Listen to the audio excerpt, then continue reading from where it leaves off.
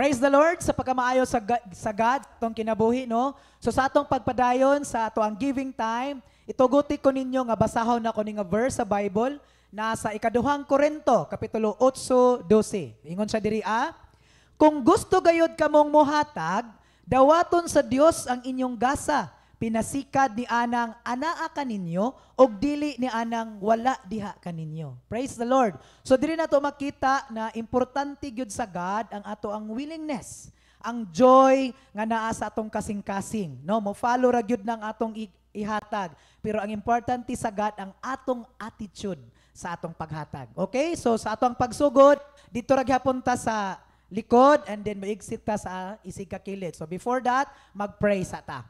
Amahan namong langit noon, Lord, salamat kaayo. Kabalo gyud mi God nga dili jud ka magkulang ug wala jud ka nagkulang sa among kinabuhi, Father. Every day imong gina-provide ang among mga panginahanglanon. Salamat usab nga kani nga amount of money nga naa karon sa atubangan, kaning tithes and offerings magamit gyud ni siya for the expansion of your kingdom. Ang salamat sa matag usa nga willing nga nihatag with joy gyud Ginoo, because we know kining tanan gikan ni sa imuha. Kini among giampo sa pangalan ni Jesus. Amen og amen. Okay, karon manindog ta maigsoon as we sing the song, let's give to God with a cheerful heart. Okay?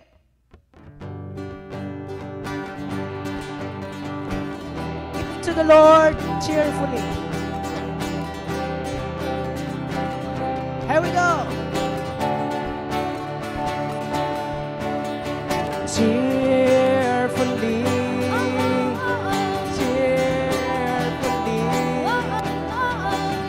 Give to the Lord cheerfully. Muhatag ta nga malipayon din soon. Cheerfully. Cheerfully.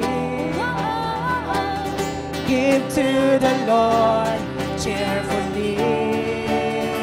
Give to the Lord. Give to the Lord what is left. Give to the Lord what is right. Give to the Lord. Give to the Lord not what is left. Give to the Lord what is right. Give to the Lord what is right. Give to the Lord what is right.